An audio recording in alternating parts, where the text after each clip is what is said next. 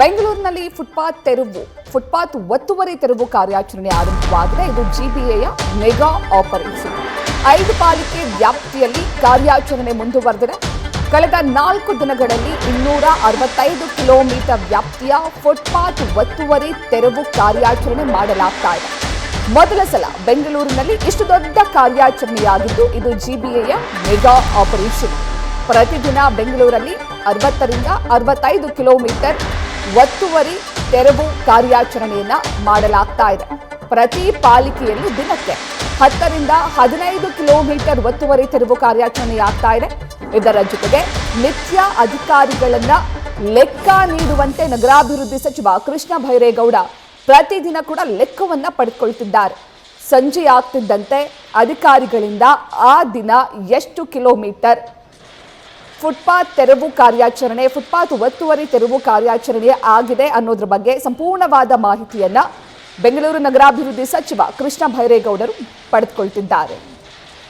ಈ ಬಗ್ಗೆ ಹೆಚ್ಚಿನ ಮಾಹಿತಿಯನ್ನು ನೀಡ್ತಾರೆ ನಮ್ಮ ಪ್ರತಿನಿಧಿ ಭರತ್ ಕೃಷ್ಣಪ್ಪ. ಭರತ್, ಬೆಂಗಳೂರಿನಲ್ಲಿ ಜಿಬಿಎಯ ಇದು ಮೆಗಾ ಆಪರೇಷನ್ ಫುಟ್ಪಾತ್ ಒತ್ತುವರಿ ತೆರವು ಕಾರ್ಯಾಚರಣೆ. ಸದ್ಯ ಇದಕ್ಕೆ ಪರ ವಿರೋಧ ಎರಡೂ ಕೂಡ ವ್ಯಕ್ತವಾಗ್ತಾ ಇದೆ. ಈಗ ಕಾರ್ಯಾಚರಣೆ ಯಾವ ರೀತಿಯಾಗಿ ನಡೀತಾ ಇದೆ ಭರತ್?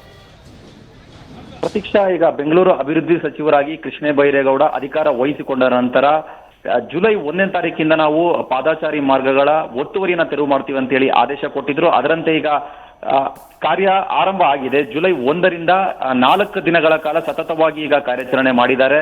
ಇದುವರೆಗೂ ಕೂಡ ಸುಮಾರು ಬೆಂಗಳೂರಿನ ನಗರಾದ್ಯಂತ ಎಲ್ಲ 5 ನಗರ ಪಾಲಿಕೆಗಳ ವ್ಯಾಪ್ತಿಯಲ್ಲಿ 260 ಕಿಲೋಮೀಟರ್ ವ್ಯಾಪ್ತಿಯಲ್ಲಿ ಪಾದಾಚಾರಿ ಮಾರ್ಗವನ್ನ ಒತ್ತುವರಿ ಮಾಡಿಕೊಂಡಿದ್ದನ್ನ ತೆರವು ಮಾಡಿದ್ದಾರೆ.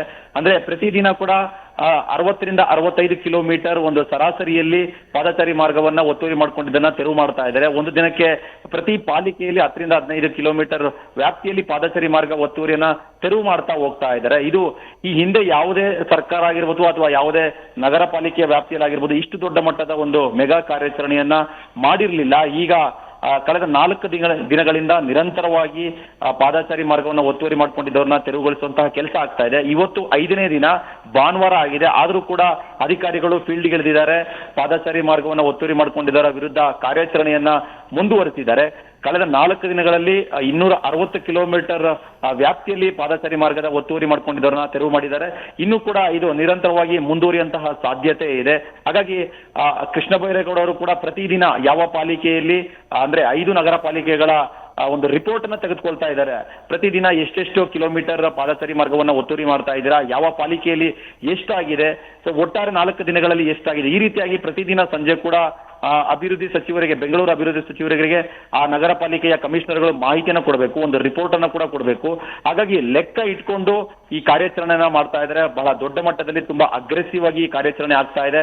ನೀವು ಹೇಳ್ದಂಗೆ ಈಗಾಗಲೇ ಜನಸಾಮಾನ್ಯರಲ್ಲಿ ಅಥವಾ ಸಾರ್ವಜನಿಕ ವಲಯದಲ್ಲಿ ಪರ ವಿರೋಧಗಳ ಚರ್ಚೆ ಆಗ್ತಾ ಇದೆ. ವ್ಯಾಪಾರಸ್ಥರು ಇದನ್ನ ಖಂಡಿಸ್ತಾ ಇದ್ರೆ ಜನಸಾಮಾನ್ಯರು ಇದನ್ನ ಸ್ವಾಗತ ಮಾಡ್ತಾ ಇದ್ದಾರೆ. ಯಾಕಂತ ಹೇಳಿದ್ರೆ ನಗರದಲ್ಲಿ ಪಾದಾಚಾರಿಗಳು ಓಡಾಡೋದಕ್ಕೆ ಉತ್ತಮವಾದ ಒಂದು ವ್ಯವಸ್ಥೆ ಇರಲಿಲ್ಲ. ಎಲ್ಲಂದ್ರಲ್ಲಿ ಅಂಗಡಿಗಳು ಬೇರೆ ಬೇರೆ ಕಸ ಕಡ್ಡಿಗಳು ಹಾಕೋದನ್ನ ಈ ರೀತಿಯಾಗಿ ಒತ್ತುವರಿನ ಮಾಡ್ಕೊಂಡಿದ್ರು. ಹಾಗಾಗಿ ಇಂತಹ ಒಂದು ಕಾರ್ಯಾಚರಣೆ ಅಗತ್ಯವಿತ್ತು ಅನ್ನೋದನ್ನ ಜನಸಾಮಾನ್ಯರು ಒಪ್ಕೊಂಡು ಸ್ವಾಗತ ಮಾಡ್ತಾ ಇದ್ದಾರೆ. ಮತ್ತೊಂದು ಕಡೆ ವ್ಯಾಪಾರಸ್ಥರು ನಮಗೆ ಬದಲಿ ವ್ಯವಸ್ಥೆಯನ್ನ ಮಾಡಬೇಕಿತ್ತು, ನಮಗೆ ಪರ್ಯಾಯವಾಗಿ ಇನ್ನೊಂದು ಜಾಗವನ್ನ ತೋರಿಸಿ ಅದಾದ ನಂತರ ಈ ರೀತಿಯಾಗಿ ತೆರವು ಕಾರ್ಯಾಚರಣೆ ಮಾಡಬೇಕಾಗಿತ್ತು ಅಂತೇಳಿ ನಮಗೆ ನಷ್ಟ ಆಗಿದೆ, ನಮಗೆ ಮೊದಲೇ ಒಂದು ಮುನ್ಸೂಚನೆಯನ್ನ ಕೊಟ್ಟಿದ್ರೆ ನಾವು ಶಿಫ್ಟ್ ಆಗ್ತಾ ಇದ್ವಿ ಅಂತೇಳಿ ಅವರು ಅಳಲನ್ನು ಕೂಡ ತೋಡ್ಕೊಳ್ತಾ ಇದ್ದಾರೆ. ಇಲ್ಲಿ ಪರ ವಿರೋಧ ಚರ್ಚೆ ಏನೇ ಇದ್ರೂ ಕೂಡ ಸರ್ಕಾರ ಬಹುದೊಡ್ಡ ಮಟ್ಟದಲ್ಲಿ ಒಂದು ಕಾರ್ಯಾಚರಣೆಯನ್ನ ಆರಂಭಿಸಿದೆ. ಬಹುಶಃ ಮುಂದಿನ ದಿನಗಳಲ್ಲಿ ಇದು ಇನ್ನಷ್ಟು ನಿರಂತರವಾಗಿ ಮುಂದುವರೆದು ಇನ್ನು ದೊಡ್ಡ ಮಟ್ಟದಲ್ಲಿ ಒಂದು ಪಾದಚಾರಿ ಮಾರ್ಗದ ಒಂದು ತೆರವು ಕಾರ್ಯಾಚರಣೆ ಮುಂದುವರಿಯುವಂತಹ ಎಲ್ಲಾ ಸಾಧ್ಯತೆಗಳು ಇದೆ. ಪ್ರತೀಕ್ಷಾ, ಥ್ಯಾಂಕ್ ಯು ಭರತ್ ಮೇಲೆ ಡೀಟೇಲ್ಸ್ಗೆ.